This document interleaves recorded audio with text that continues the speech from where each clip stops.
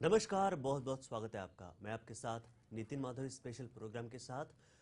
पुणे के मलिन गांव से लेकर हाल के दिनों में देश की आर्थिक राजधानी मुंबई में कई जगहों पर भूस्खलन होने और उनकी वजह से जाने भी गई है। मुंबई में पहाड़ियों के खिसकने और उनकी वजह से जान जाने का सिलसिला लगातार जारी है। बारिश के दिनों में इस तरह की घटनाओं की संख्या में इजाफा होता है। बहरहाल कुदरत अपना काम करती है, लेकिन हमारी सरकार इन दुर्घटनाओं से निपटने के लिए क्या बिल्कुल तैयार है या नहीं?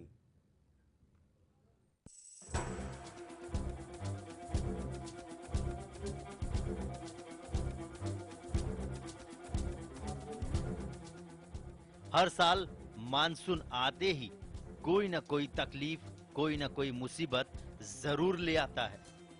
हर साल की तरह इस साल भी मानसून देर से तो आया, लेकिन अपने साथ कई सारी मुसीबतें भी लाया है। मानसून आने के बाद कहीं पर शहर डूबने का किस्सा तो कहीं पर गांव तबाह होने की दास्तां सुनाई देने लगी। पुणे से करीब आंबेगांव तहसील के मालिन गांव में हुए हादसे के बाद मुंबई में भी पहाड़ियों के करीब रहने वाले लाखों लोगों की नींद हराम हो गई है। सायन एंड टॉप हिल, कुर्ला, घाटकोपर, विक्रोली, भांडुप जैसे अन्य क्षेत्रों में पहाड़ियों पर रहने वाले लोग दहशत में हैं, क्योंकि हर साल यहाँ पर पहाड़ खिसकने का किस्सा होता रहता है। और इस बार लगातार आ रही खबरों के बाद लोगों में डर का माहौल बन गया है। कहीं लोग पूजा कर रहे हैं तो कहीं प्रार्थना। इनका उद्देश्य एक ही है कि भूस्खलन जैसी घटना के वक्त परिवार को बचाया जा सके।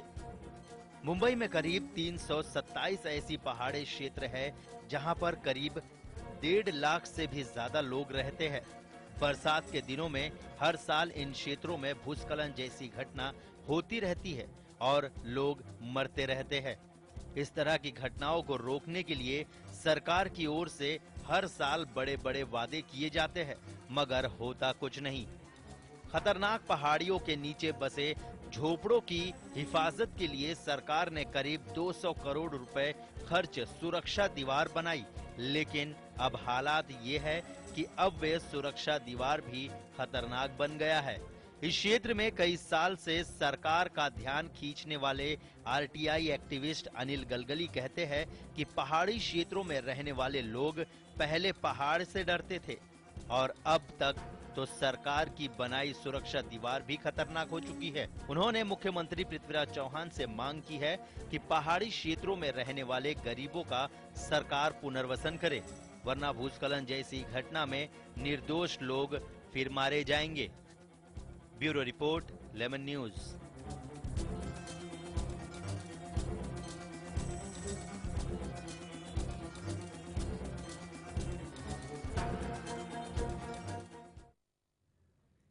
महाराष्ट्र के पुणे से 125 किलोमीटर दूर भारी बारिश की वजह से जमीन धंसने का कारण दबे मलिन गांव में राहत और बचाव कार्य आज भी जारी है।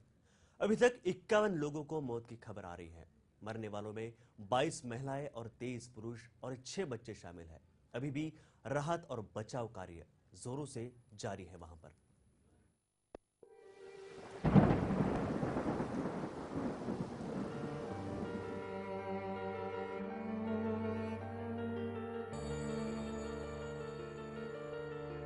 पुणे का एक ऐसा गांव जिसमें तकरीबन 740 से ज्यादा लोग बसा करते थे।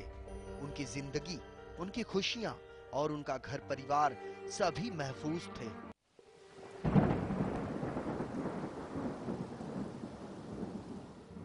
लेकिन 5 मिनट में कुदरत का कहर इस गांव में मौत बनकर टूटा, जिसमें पूरा का पूरा गांव जैसे जिंदा दफन हो गया।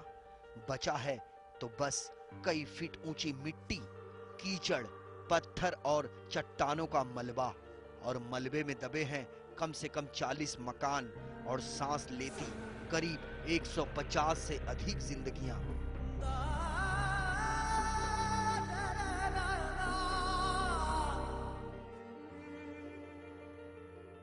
राहत के तौर पर अति आवश्यक सेवा के लिए मंत्रालय और जिलाधिकारी कार्यालय में कंट्रोल रूम खोला गया है।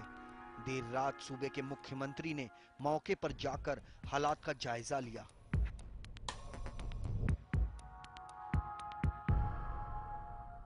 देखिए, अंबेगांव तहसील पूना जिले के मालीन गांव में ये हादसा हुआ है।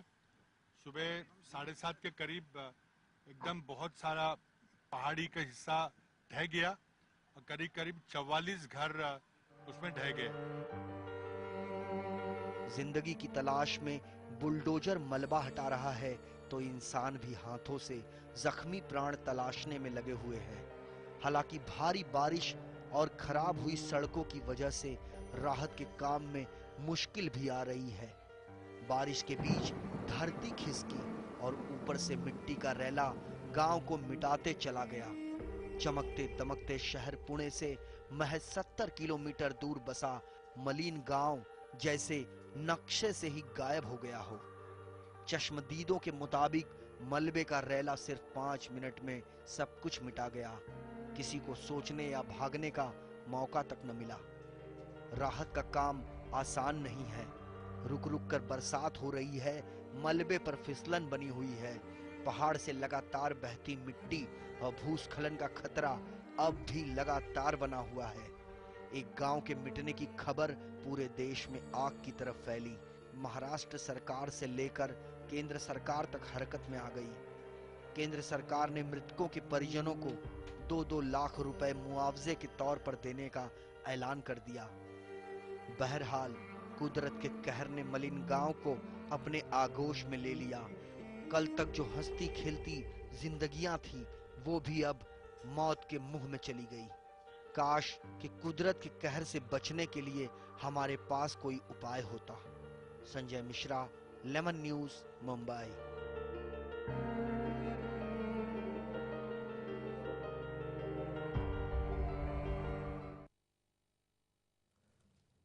पुणे से पास मरीन गांव है।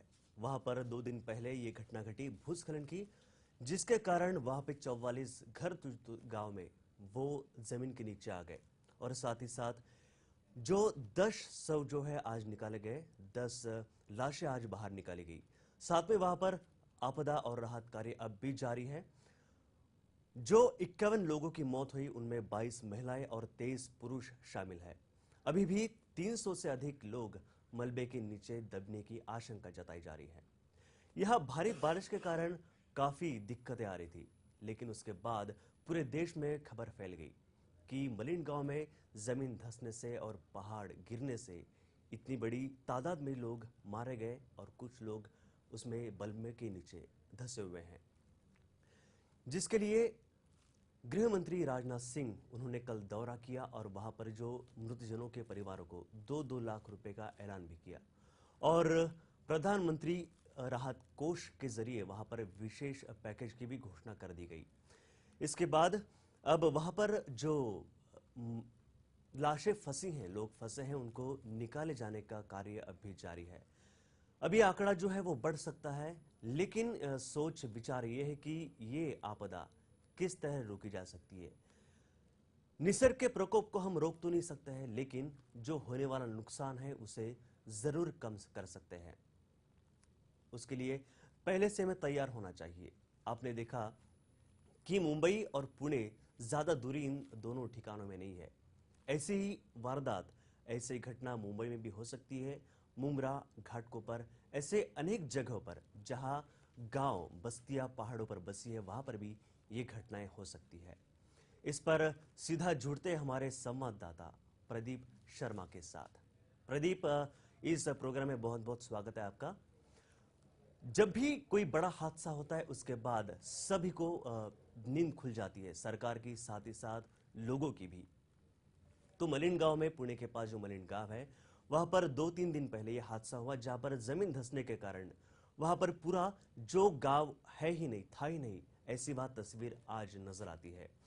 तो उसके ही थोड़ा सा खौफ मुंबई करों को भी है, क्योंकि मुंब्रा और जो ऊपर बस्ती है ऊपर में बसी हुई, उनमें भी थोड़ा सा खौफ का माहौल है। तो मुंबई में कौन कौन सी जगह है जहां पर ऐसा डर आज पैदा हो गया है? जी बिल्कुल, देखिए नितिन, हम बताना चाहेंगे कि सरकार और प्रशासन की नींदें तब जाग खुलती हैं जब कोई बड़ा हादसा होता है। जैसे अभी 2 दिन पहले जो है पूना के मलिन गांव में, जहां पूरे 50 से 60 घर, जो पूरा गांव था वो पूरा जो है लैंडस्लाइड में दब गया और वहां पर लोग जो है पूरी तरीके से तबाही मौसम ने कहा है। ऐसे में अब मुंबई में जो है जो धोखादायक जगहें हैं वहां पर भी अब सरकार की नींदें खुल रही हैं। लोगों में अब जो है चेतना जाग रही है। और अगर जो पहाड़ के पास रहते हैं, जो लैंडस्लाइड एरिया में जहां रहते हैं, वहां पर अगर बात की जाए तो वहां के जो परिवार हैं उसमें उन परिवारों में से एक आदमी रात भर जागता है, क्योंकि मौसम का कहर कहीं भी कभी भी टूट सकता है। इसमें से मुंबई अगर बात की जाए तो 327 जगहें ऐसे हैं जो सर्वे में आया है कि 327 एकाईटीआई के जरिए मामला बाहर आया है कि 327 ऐसी महाराष्ट्र मुंबई में भी जगह हैं जहां पर लैंडस्लाइड होने की आशंका है, जिसमें मुंबई के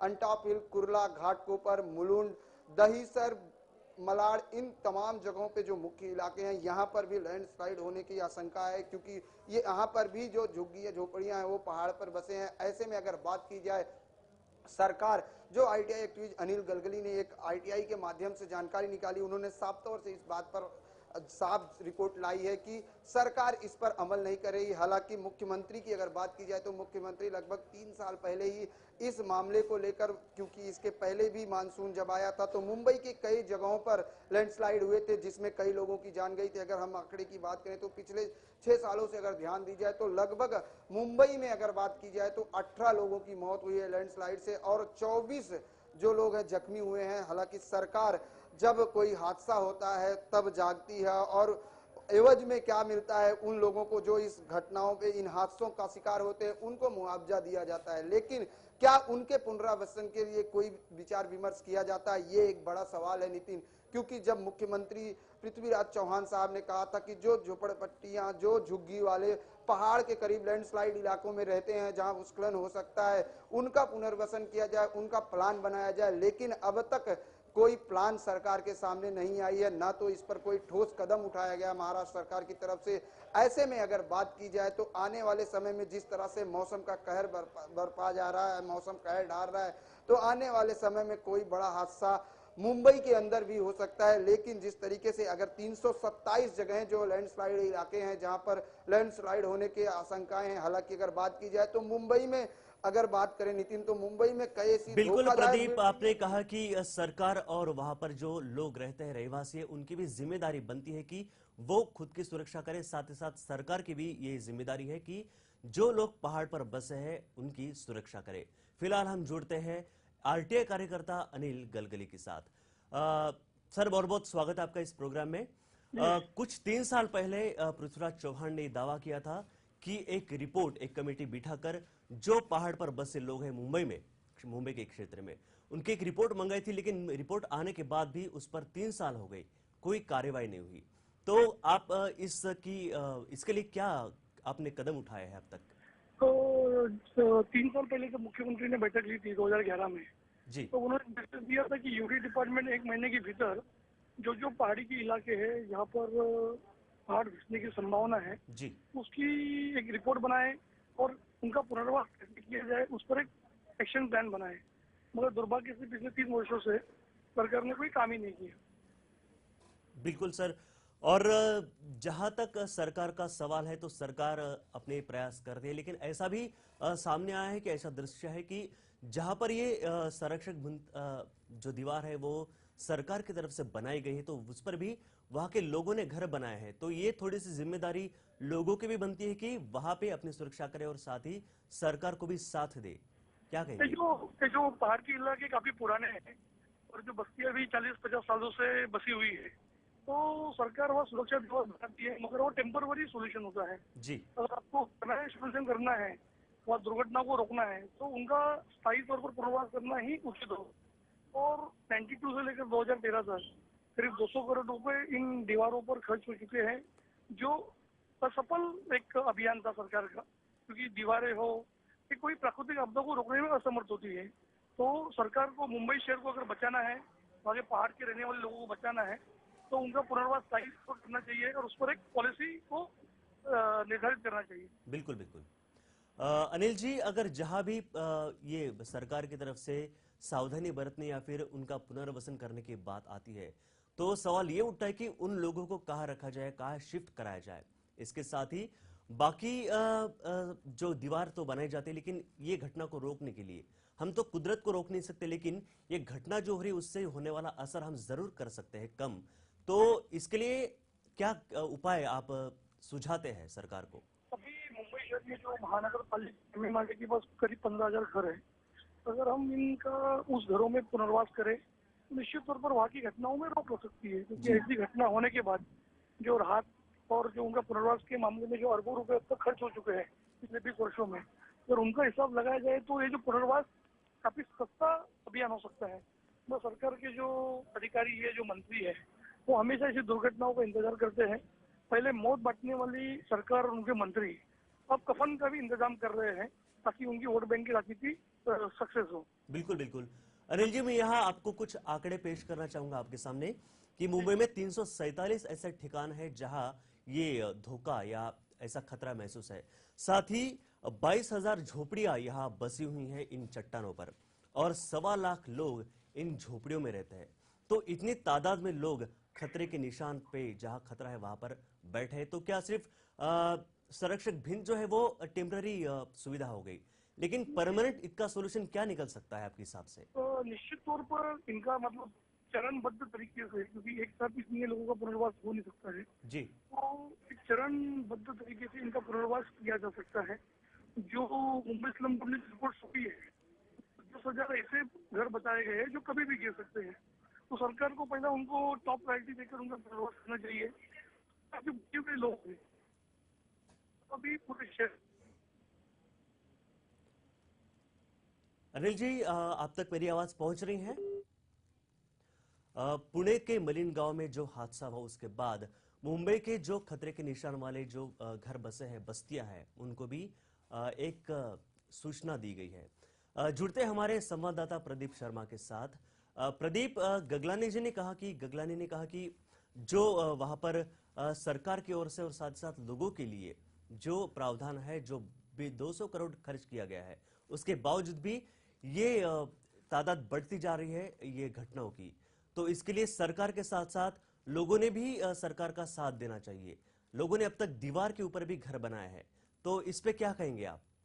जी बिल्कुल, देखिए नितिन, अगर बात की जाए जो जैसे आपने बताया कि सरकार ने प्रावधान के लिए 200 करोड़ रुपए खर्च दिखाए हैं, लेकिन अगर बात की जाए जो चट्टान खिसकने के जो इलाके हैं जहां पर सुरक्षा दीवार बनाई गई है, उस दीवार पर जो 200 करोड़ रुपए खर्च किए गए हैं, लेकिन कहीं ना कहीं अब वो दीवार भी धोखादायक बन गई है, लोगों के घरों पर गिर सकती है। लेकिन जो बात कही है कि वहां पर लोग घर बनाए हैं नितिन, तो उनके जो एक्शन प्लान बनाने की सरकार ने बात की थी। महाराष्ट्र के मुख्यमंत्री पृथ्वीराज चौहान साहब ने जब 2000 में मीटिंग की थी तो साफ तौर से कहा था कि जो झोपड़पट्टी वासी हो, जो चट्टान के किनारे रहते हैं, जो पहाड़ के किनारे जहां लैंडस्लाइड हो सकता है, जिस इलाके में लोग रहते हैं, वहां पे जो लोग रहते हैं उनके पुनर्वासन के लिए एक एक्शन प्लान बनाया जाए ताकि उनका पुनर्वासन किया जाए। लेकिन क्या अब तक 3 सालों में ये प्लान कंप्लीट हो पाया?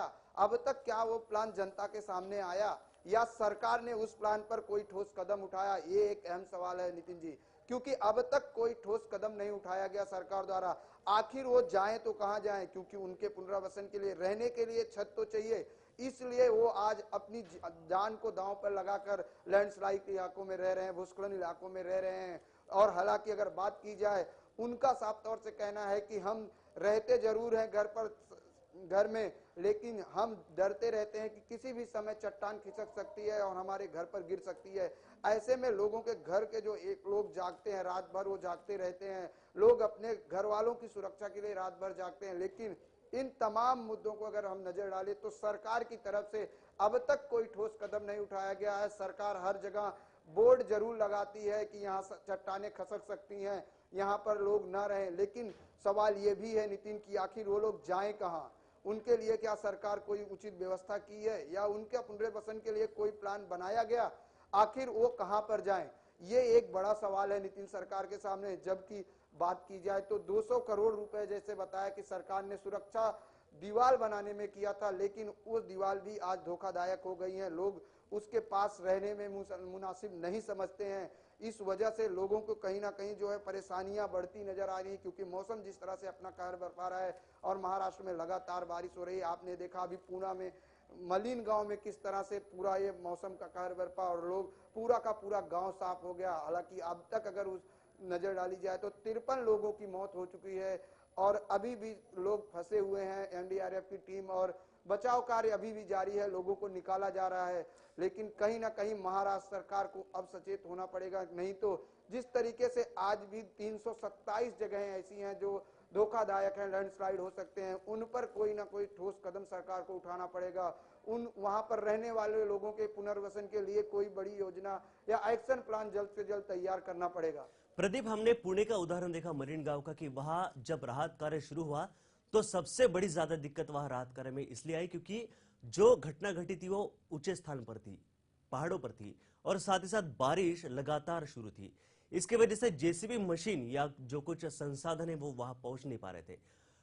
प्रदीप बना रही हमारे साथ, हम सीधा जुड़ते हैं अनिल जी के साथ में जो आरटीआई कार्य करता है। अनिल जी, हमने पुणे का उदाहरण देखा तो वहां पर भी जो राहत कार्य था उसमें काफी दिक्कतें आई, तो इसके लिए जो जेसीबी मशीन्स या जो राहत का कार्य साधन संसाधन है वो वहां पहुंच नहीं पाते, तो क्या इसके लिए पहले से कुछ खबरदारी या मौसम विभाग की तरफ से कुछ इत्तलात की जा सकती है ऐसे इलाकों में? अगर हम देखेंगे कि महाराष्ट्र की बात करेंगे तो महाराष्ट्र राज्य में जो एक आपत्ति परिषद दल बनना चाहिए था वो आज तक बना नहीं जी। और दुर्भाग्य से जिस दिन दुर्घटना हुई उसी दिन उस दल की स्थापना करने का निर्णय लिया गया। जी। अगर हम देखेंगे कि मुंबई शहर हो चाहे पूरे राज्य की मामला हो तो हर जगह जो बस्ती है वो काफी पुरानी है, वो एक दिन की घटना नहीं है। अभी जो आज की जो दुर्घटना हो रही है मानव निर्मित है, क्योंकि इंसान ने अलग अलग जो धंधे किए हैं उसकी वजह से आज हमें प्राकृतिक आपदाओं का सामना करना पड़ रहा है। तो ऐसी स्थिति में जो लोकल फायर ब्रिगेड हो, कलेक्टर डिपार्टमेंट के अधिकारी हो या महानगर पालिका के अधिकारी हो, इनकी एक टीम हर जिला में बनानी चाहिए, क्योंकि ऐसी दुर्घटनाओं में वहाँ राहत सामग्री पहुंचाना, उधर राहत और बचाव कार्य करना उसके लिए आसान नहीं हो। मगर दुर्भाग्य से इस राज्य में आज तक ऐसा कोई प्रबंधन बना नहीं है जो पूरे राज्य में अलग अलग हिस्सों में काम कर सके। तो हर जगह जब भी हादसे होते हैं तो हम दिल्ली से लोगों को बुलाते हैं, बाहर से लोगों को बुलाते हैं, तो कैसे हम कह सकते हैं कि महाराष्ट्र इतना प्रगत राज्य है जो एक छोटी छोटी दुर्घटनाओं को भी रोकने में या उस दुर्घटना होने के बाद उधर बचाव कार्य करने में असमर्थ होता है। बिल्कुल तो बिल्कुल। कहीं ना कहीं तो सरकार को इसके बारे में गंभीर होना पड़ेगा, उसके लिए अलग से फंड देना पड़ेगा और एक निश्चित तौर पर इस पर एक काम करने की आवश्यकता है। बिल्कुल अनिल जी, काम करने की आवश्यकता है, लेकिन मैं यहाँ तुलना नहीं करना चाहूंगा, लेकिन आपके सामने रखना चाहूंगा कि जो बाहरी देश है भारत के अलावा, तो वहां पर मटेरियल का स्ट्रक्चर या जमीन का स्ट्रक्चर देखकर उसकी जांच कर वहां पर उनको परमिशन दी जाती है। अगर वो ठीक ना हो, उचित ना हो, तो उस स्थान से उनको विस्थापित किया जाता है। तो महाराष्ट्र में या भारत में जितने भी चट्टानों पर बसे घर या बस्तियां हैं वहां पर पहले से क्यों नहीं ये कहा जाता है कि विस्थापित किया जाए या खतरे के निशान या अनाउंसमेंट किया जाए? ऐसा क्यों होते दिखाई देता नहीं है? क्योंकि यहाँ पर जो वोट बैंक की राजनीति में जो कहा है, क्योंकि हर इलाके में जो एमएलए होते हैं, एमपी होते हैं, नगर सेवक होते हैं जी।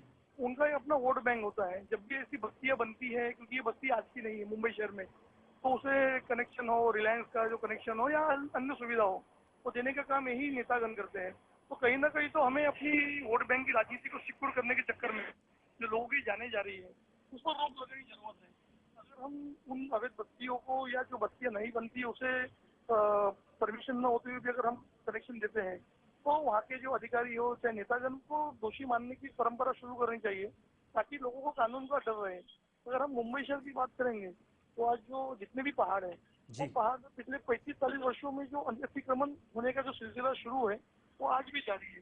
तो इसके लिए उन पहाड़ों का जो अधिकार, उन पहाड़ों को संरक्षित करने का जिम्मा किसी एक एजेंसी को अगर देंगे तो ही आने वाले दिनों में पहाड़ बचेंगे और लोगों की दुर्घटनाओं से होने वाली मौत को हम रोक सकते हैं। बिल्कुल, बहुत बहुत शुक्रिया अनिल जी हमारे साथ समय बांटने के लिए और पूरी जानकारी के लिए। तो सरकार की ओर से साथ ही साथ लोगों की ओर से भी इस समस्या से निपटने के लिए मदद मिलनी चाहिए। साथ ही साथ लोगों ने एहतियात बरतनी चाहिए ताकि ऐसी घटना ना हो और जान और माल का नुकसान ना हो। अब जुड़ते हमारे संवाददाता प्रदीप शर्मा के साथ। प्रदीप, जब भी ऐसा घटना होती है या कहीं भी आसपास ऐसी घटना घटित होती है तो उसमें अफवाहें फैलती है कि यहाँ बादल फटा है या फिर वहां पर पहाड़ी खिसकी है, तो अफवाह में न फैलाए, इसलिए सरकार की तरफ से साथ ही साथ मीडिया की तरफ से भी पहल की जाती है।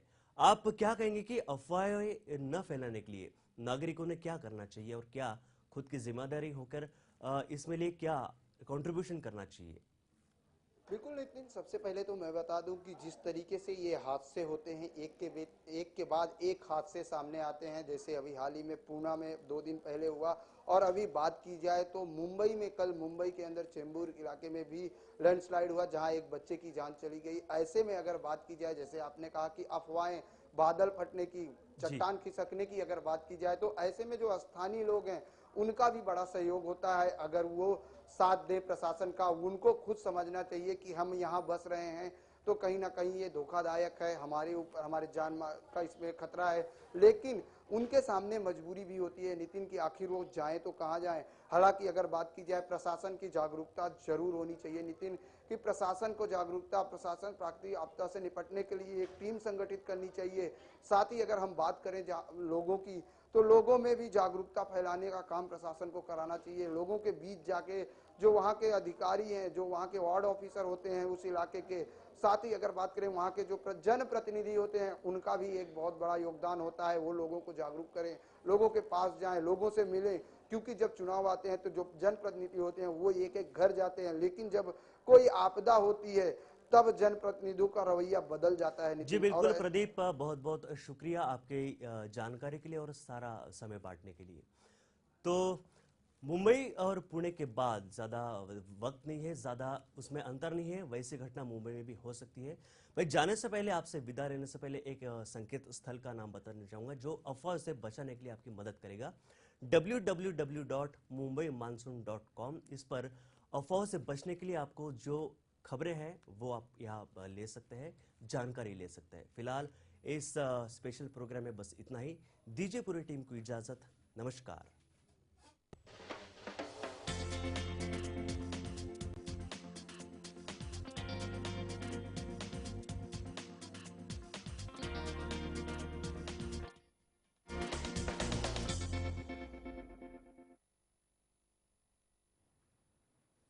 नमस्कार, लेमन न्यूज की इस खास